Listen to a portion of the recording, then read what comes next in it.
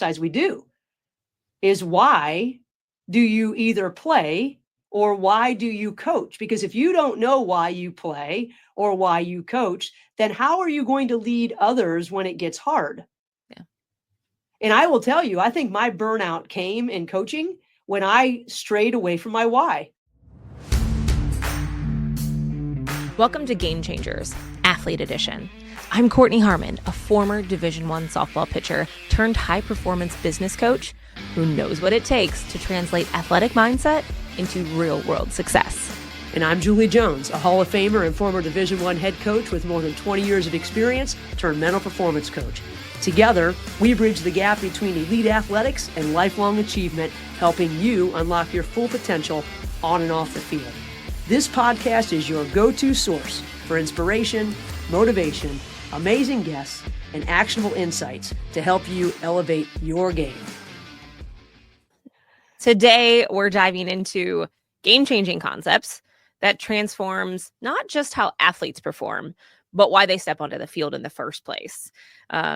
We oftentimes, as adults, we talk about Simon Sinek's Golden Circle. We're going to get to that, but we're talking about the athlete's why, the deep-seated purpose that really keeps us pushing through, whether it's early morning practices, tough losses, or challenges.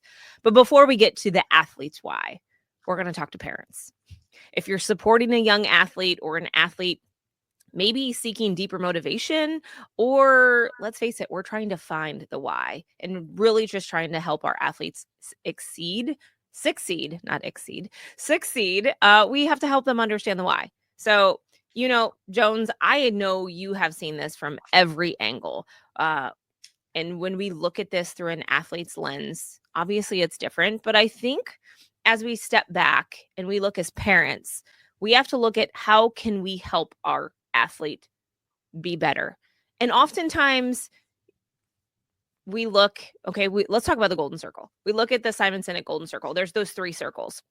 I had it up a second ago, but I know we're going to attach something in the show notes. It's the why, the how, and the what. Yes. I think most people as parents, and let's go through each of those in a minute, but I think most parents and coaches, they look at the what, like winning games, and then they think about the how. And I think the whole concept of Simon Sinek's Golden Circle is backwards. So let's talk about the Golden Circle. Have you used it? And maybe let's talk about the why and the how for parents. I think you say that most people start with the what. And if you look at Simon Sinek's circle, the why is in the middle and everything radiates from there. And what you just said is most of us put the what in the middle, and then we go to the how, and then we think about why. And it's inverted compared to what Simon and so many other researchers say. And a lot of that goes back to that intrinsic, extrinsic motivation and those factors. But the what is solely based on outcome and, or even actions in that case. But before we get there, we have to know why. And it's interesting. I just was meeting last night for about an hour and a half with a pitching staff from a local Division I college. And it's not the one you would think that I would be at, but another close by. Fair. And we were talking, they're young and all of them are new on the team. So they're getting used to, they're trying to decide the how and the what for this team. But before they can sort of dive into the how and the what for this team, they've got to go back, especially now because they're struggling a little bit. We had to go back to the why, because that why allows us to figure out what the process needs to be based on who we are and our values and what makes us tick, and why we love to do what we're doing. In this case, why we love to pitch. And then that how leads us to really what we can do, because if we don't know, how we're going to do anything, then the what, we're skipping ahead. Yeah. So I think you're right. And I think it's just our nature, right? We look to the end before we even get started. And in some ways that's really important. We've got to have goals, but I always look at goal setting as behavior setting in all reality. Like we've got our goal up here, but there's all these little tiny things down here that if they don't fill out, the goal just keeps going and eventually it's gone. But what we know is that if we're connected to our values, we enjoy our work more. If we're connected to why we really started this or why we really want to do this, even the hard things are a little bit more tolerable, right? So, so we've got why, but taking, sitting down and thinking about your why is a lot. It's almost like harder if you think about it than to think about, okay, what do I need to do? What do I want to do? That seems easy because the world, I think, tells us a lot of things of what we want to do, and then we look to see how other people are doing it. Yeah. But if we look at the why, now we've got to look inside, and that's sometimes uncomfortable, and we just sort of gloss over it. I don't know. What do you think about that? I agree, and I often I look at my purpose and even my journey. Like, I started, and I know I'm not Michael Jordan. I got cut from my team when I was 10, side note, and that equaled going to a full ride scholarship with you. But I didn't understand those pieces. And honestly, leaving high school has a pretty darn good picture to going to college. I didn't think about anything until you made me start thinking differently about things, because you made us go see Dr. Ziegler. We looked at things different. And I think a lot of parents can even look at this now to be like, well, this is a little deep.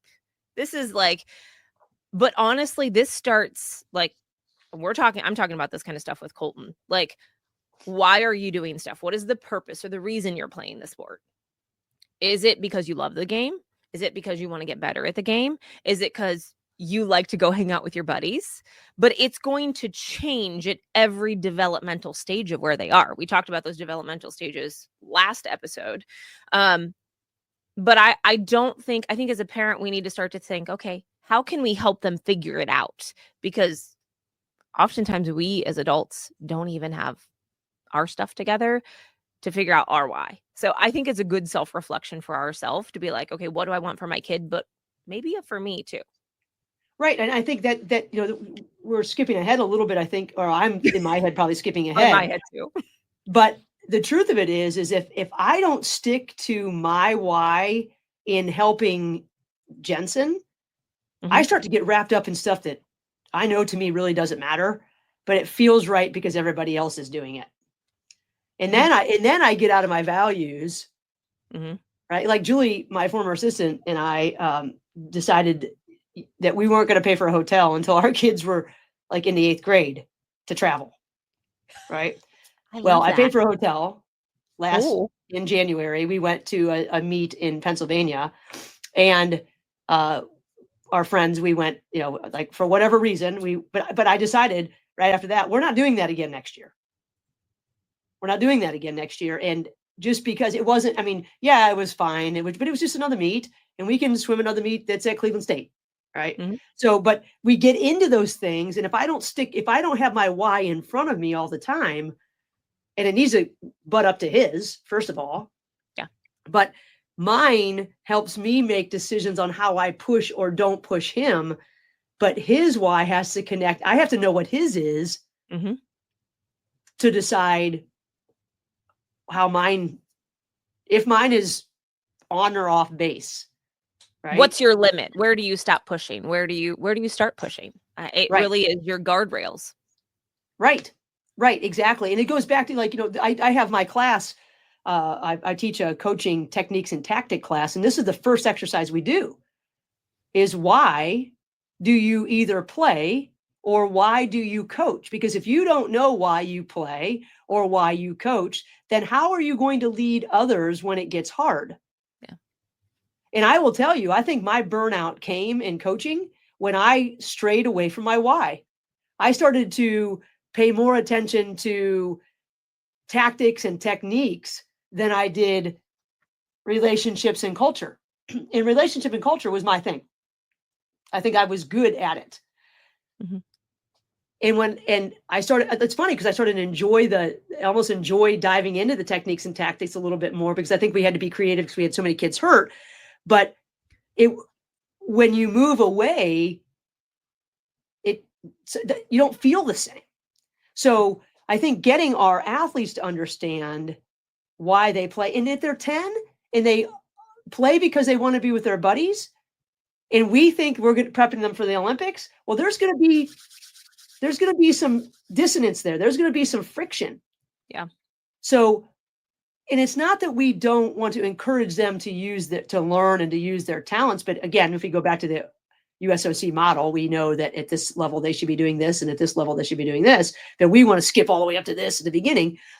And that's fine for some people, but we'll probably garner more love for them and for us if we're at least understanding of where they're coming from. And then we can decide how we want to guide from there. Yeah. So when's too early? When's too early to start having these discussions? And is it ever too late? Well, I don't think it's ever too late. I think that you could be, I think that everyone, I think my dad, who's 84 years old, needs a why. Agreed. And it's interesting because his why is his grandchildren. Mm-hmm. Right? That's his impetus for continuing to live and to try to stay as healthy as whatever he thinks is that. We have very different ideas on what those things look like. Shocker. Neither here nor there. But how young? Why not start talking to them when they begin about why they love what they're doing? Mm-hmm. You know, and maybe because the truth of it is, if we talk more about why we love what we're doing, we remember why we love what we're doing when we're getting our butts beat in, right? Mm-hmm. Or when we're going to practice and we're crying about going to practice, we're crying about the fact that we don't want to put our uniform on, because every parent goes through that at some point or another. Yep. You know, we used to like pull Jensen sort of out of the house to go to swimming, and now he's like, Mom, we need to leave in 5 minutes. And that change just happened without us doing anything. I think that just goes with some maturity. If they understand, if they know why they love to do it. Yeah. But I'll give you another example. He ran cross country in our youth program, and he decided he didn't want to run races 2 years ago. He just wanted to go to practice. He didn't want to compete. He did not like to compete. And I thought, well, okay, fine. If you'll go to practices and you'll learn to do this, and his why was to go and run next to his buddies and have fun. But races weren't fun. Yeah. Fine. And then he ran junior high or middle school cross country last year, and he had to run races, and it was fine. But if I would have forced it then, I don't know if we would have ever even gotten to middle school cross country. So I don't know if that's, his why was sort of rubbed up against what I thought he should do. Yeah. But what's my role in that? Is it to force or not? I found when we were in some of the notes I had from my why assignment for my class, and now of course I can't find the page that it's on that I have here, but it talks about the Toyota way of asking the why question, and it's called the 5 whys. Have you seen this? Yeah. So, and we'll put this in the show notes too. And of course now, I had it ready. Oh, okay, here it is. Nope, that's not it. It's on page 2. Oh, it's on page 2 of our notes. I have skipped over it. Oh, here it is. It just didn't look different. I thought I highlighted it. Okay, so the 5 whys method. The first question is this, right? Why do you play softball or basketball or football, soccer, whatever? And your child says, I love competing, right? Or I love being with my friends, whatever the answer is. And then you come back, you don't just leave it at that, because I don't know about you, but when I asked my son, what'd you love, what did you enjoy about this? Like everything. Well, that's not, okay, no. Not an acceptable answer. Well, it's the thing that excites them the most. Yeah, it's the surface level answer. Yes, exactly. Everything. Because that's just easy, and we move on to something else. And that's, So obviously there is a role of the parent pushing some in all of these things, right? But why do you love to play basketball? I love competing. Okay, then why do you love competing? Because it pushes me. Why do you like being pushed? Because it makes me better. Why do you want to be better? Because I want to see how far I can go. Why does that matter to you? Because I love growth and challenges. Now, it will not be as easy as me reading those answers. Maybe it will be with your 15-year-old, but with your 10 or 11-year-old, that's not, that we're just not there yet. But getting them to sort of dive down in there can make a difference. And then before we started the recording, you mentioned how you use that in asking permission to do things. I think that's a great tool. Honestly, I saw it from a different perspective, from obviously playing, but then in business. Like, so in my world, people's compensation is based on their performance, right? So I had an office that I was coaching, and they said, well, guess what? The commission was based upon, hey, how much do you want to make this year?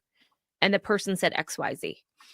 And the owner of that organization said, well, do I have permission to push you if you're not hitting the metrics in order to get that result?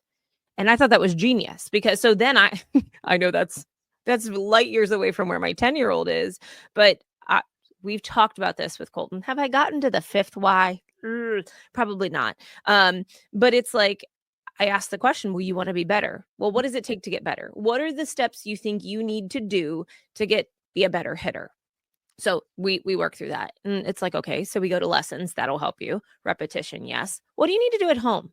You know what? I probably should do swings. Well, how many do you think you should do? I'm going to let you determine that. 10. Well, it's probably not enough, buddy. And then it gets to the idea, okay, I should do probably 50 dry swings. His instructor agreed. So every night it's like, have you done the things you need to do to get better at baseball, to be a better hitter? Nope. Let me go do those now. And it takes minutes in reality to do those things, but it gives me permission to ask him versus me riding him to be like, go do the things you need to do. It's really the idea of, you said you wanted to do this. Now, if your thoughts ever change and you don't want to play baseball, or you don't want to get better at this, or you want to change what your why is and what your goal is for this year, let's talk about it, because then I don't want to harp you. I'm going to be the nagging mom. Right. But I never want to push you to do something you never want to do. But I do want to hold you accountable to make you better at the things you want to be better at. If this is what you want to do, absolutely. And I think that I love the, do I have permission? Because literally you're giving them agency. They think and feel like they are getting to choose that. And you know as well as I do that when we think we're getting to choose it, we feel better about it. I don't care how old you are. No one really loves being told what to do. No. And most times when you're told what to do, there's a pushback. But when you say, do I have permission? Then it's like, okay, you're my partner in this. You're like, you're my support. You're my, you're helping me move forward. Thank you. Yeah. Right. That's what I used to think about Bobby. Bobby Curtis, right? You remember Bobby, who was my assistant at Cleveland State. Like I used to think that, Bobby would tell people stuff, and well, no matter what it was, no matter what the tone, no matter what it was, he would walk away and people go, okay, thank you. Like, okay. And like, if I would have said that, they would have been like, no. But just the way he went about it, there were things in there that he made it sort of seem like, all right, go. And that's sort of this approach. And if you feel comfortable with, I love that. I think that's a great thing. So why do you play basketball? Because I love to compete. Okay. Why do you love to compete? Because of this. And then we take it down to say, well, exactly what you said. But as Dr. Ziegler used to say, by doing what do we need to get better? By doing what? And if these are the things that you agree that we need to do to get better. Hey, do I have permission to remind you of when you're not doing those things? That takes me to, so I'm teaching this culture class at Akron, positive team culture. And one of the things that JP Nurbin in his book, it's called The Culture System. I'd love to get him on the show sometime and we'll try to do that. One of the things he says is that when we agree to the things we know we need to do to get better, why should a coach ever have to make you run for that? If you agreed to it, why should anybody ever have to punish you when you already know that the choice is made? This is what I need to do. And that's sort of, it's like, not you're going to punish your kid. You're not going to punish him for not going down and take his dry swings. But just this whole idea of giving him yeah, mom. Do you feel like there's less pushback when you use this method? Yeah, I would say so.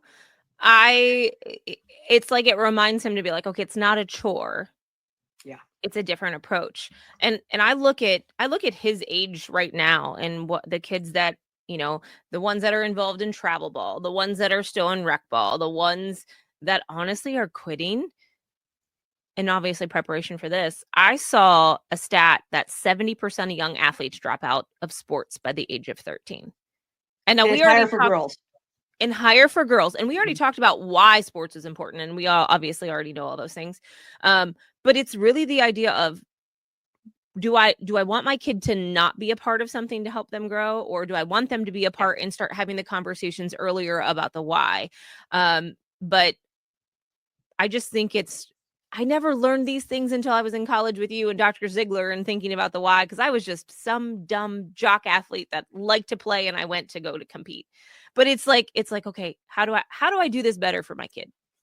Courtney, I think that in the era that you grew up, and I'll never forget the time I went to watch you play at Kent State on the mods at Allerton there, and you struck out like I don't know, like 13 or 14 people, but the catcher dropped the ball like 6 times on third strikes. I'm glad you remember that. I remember talking to your mom, and I was like, "Did they win?" She's like, "No." I was like, "What?" She struck everybody out. She goes, "Well, the catcher couldn't catch." I was like, "Okay, that's yeah." I've thought about that a million times since we started this, and it cracks me up. Ask your mom if she remembers.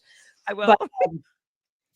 But I think the culture is very different now from when you were coming through, and I think we need to have these conversations with younger athletes sooner, because specialization and expectations and cultural expectations and comparisons all play in a lot stronger now than they did 20 years ago, 10 years ago, even.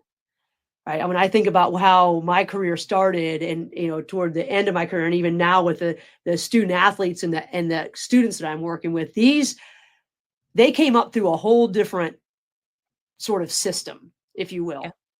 And they didn't go out in the backyard and try to figure out how to hold each other accountable. They were always accountable to an adult, and there's different expectations there, because in the backyard, you don't give a crap what your buddy thinks about whether it was a touchdown or not. If you said it's a touchdown, you're going to fight about it.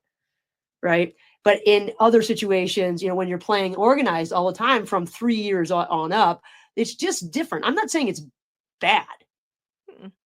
It's different. So it's different. So we need to be a little bit different.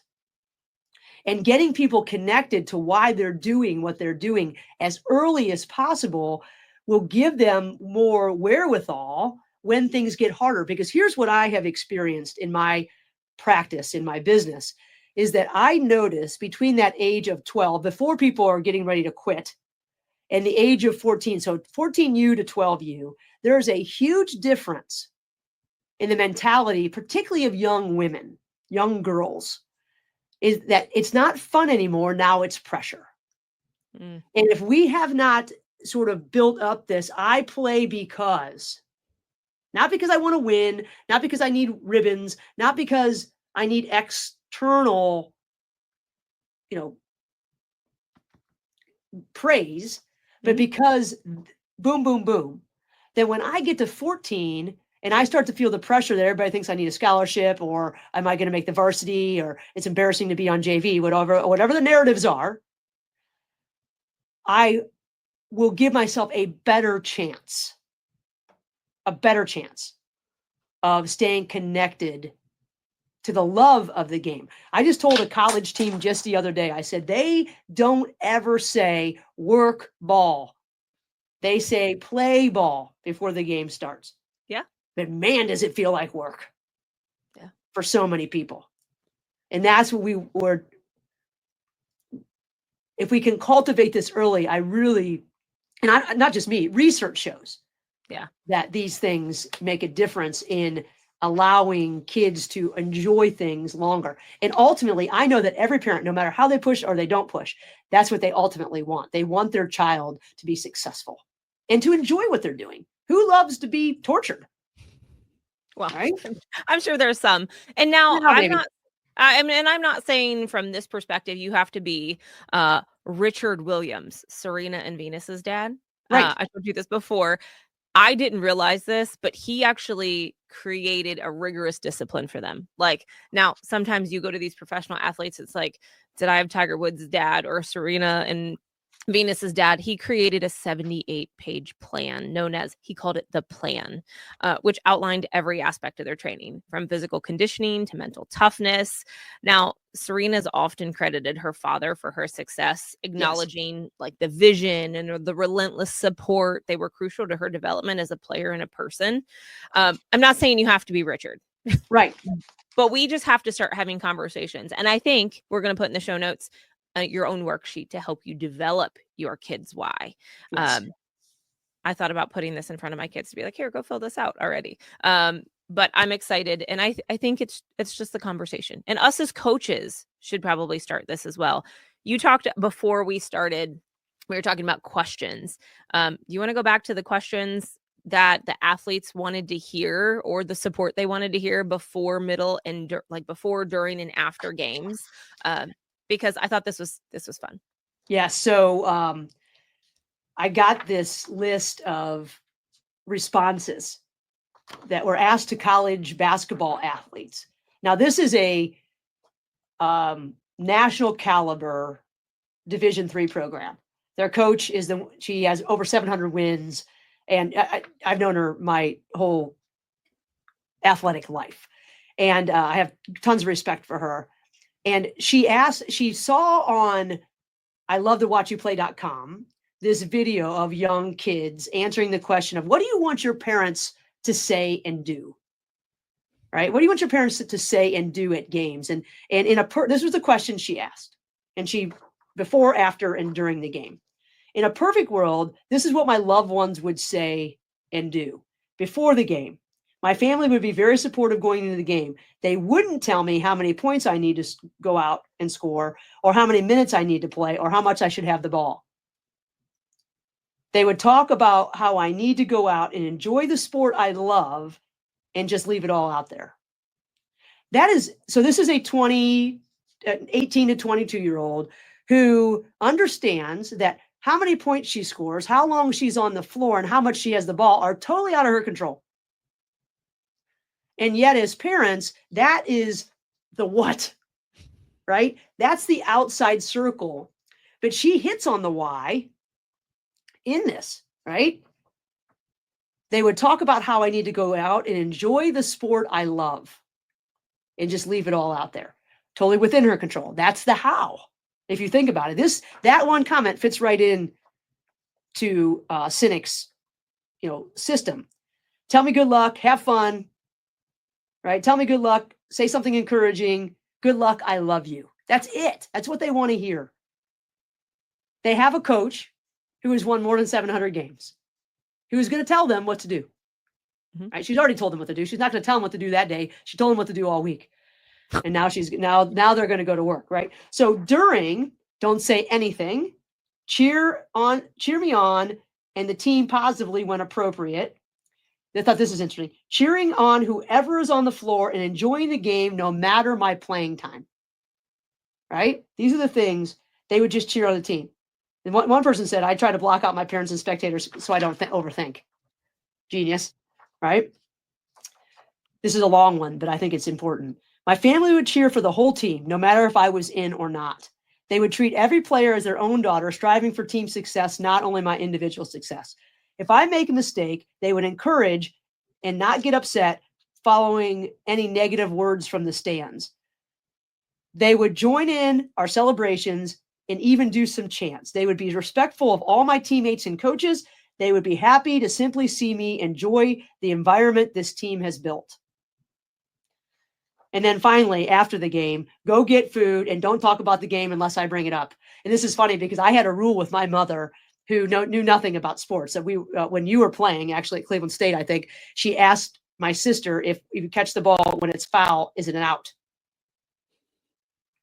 And my sister said, are you serious? And then she said, thank God you didn't ask Dad, because he would have been like, right. So not important to her. The important part to her was getting to know the parents and talking to the girls, and all those things were important to her. So she didn't know anything about the game, any game. So our rule was, you can't talk to me until after I eat. Period. I love that. Right? Period. And she listened. We followed it. Right? Good game. Tell me I did well. Take me to dinner and don't talk about basketball unless I bring it up. saying good job, and then let's go get some food together. Don't say anything about the game. Just tell me they're happy to see me. The game can be talked about later. And every single one, there's 22 or so responses from every kid on the sheet, and every single one is the same. And they did these individually. It's not like they sat down as a group and had conversations about, what do you want your mom to say? What do you want? No. So this is something to be thinking about, is that if we don't know our kids why, and maybe there are some kids that want right after, they want a detailed review. Maybe. That's not till later in life. It's definitely not why they're in middle school or high school. Right. No, no, maybe, when you are, at the pinnacle of your game. But the truth of it is that we look at it as parents as, important. And they look at it like, okay, it's over. Next. Unless they feel that from us. I really believe that that's true for the majority of people. There are always exceptions. Now, I'm not saying there's not a time to critique, because I'll tell you, like, there are many times that I would walk off the field and I couldn't get to a perfect game if you didn't get criticism on your no-hitter. Like, that's an extreme. I totally understand that. But there's a time and a place. So I love making a rule. I love making it after food, because that's the first thing everybody does. And to really set that expectation. I love how during the game, and I think this goes for coaches too. And I know we're not talking about coaches, but as a coach myself, it's like the game isn't the time to coach. You've done that the entire time. They need support in a stressful time. So I love that. I was lucky enough. I'm like the one person that responded. I don't hear anybody. I had the wonderful ability to, what was the movie that he was a baseball pitcher and he said, clear the mechanism. When you call me Big Papa. No. I love that one too. But clear the mechanism, for love of the game. Clear the mechanism. Yeah. Yeah. I had that. The only two people I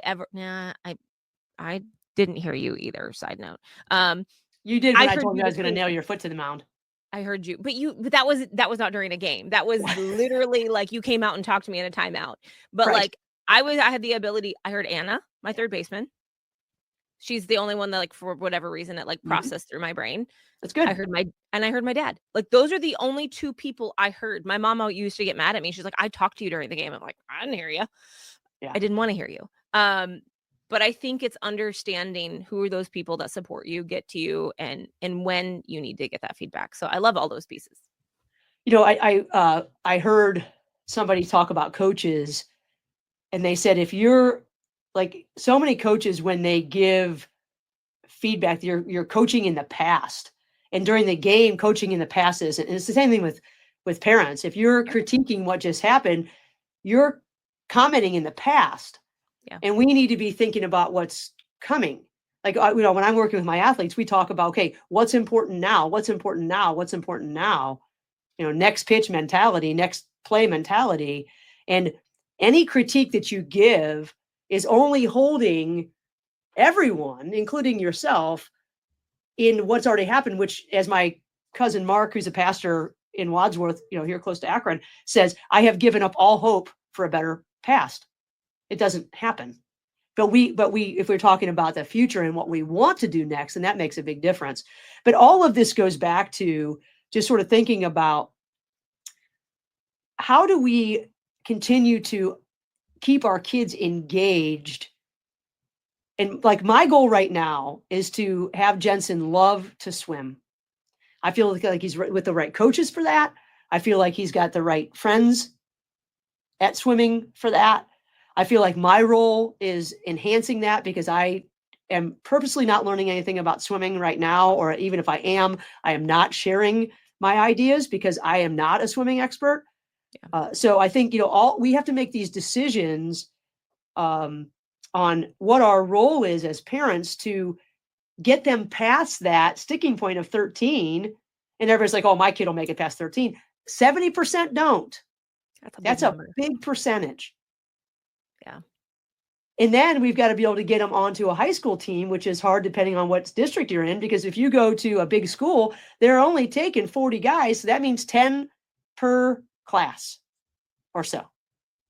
Mm-hmm. Right. So, our role of getting them from a young age to be connected to whatever that joy and love, wherever it started, whether it's with friends or whether like my niece Julia, she is just ultra competitive,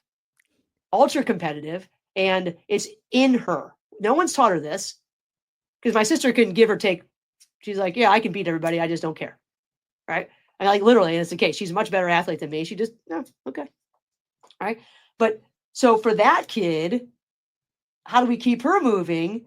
And then her brother or my son, who are more about sort of like the, hey, I love going across country because I like talking to my boys. All right. We feed that and we just, why not feed what they love so that you can help them move up? Thanks so much for joining us on Game Changers Athlete Edition. Remember, champions aren't born. They're built through dedication, perseverance, and the right mindset. If you found value in today's episode, share it with a teammate, with a coach, or someone who could benefit from this conversation. Don't forget to subscribe wherever you get your podcast and follow us on social media for exclusive content and daily motivation. Until next time, keep pushing your limits and stay focused on becoming the game changer you're meant to be.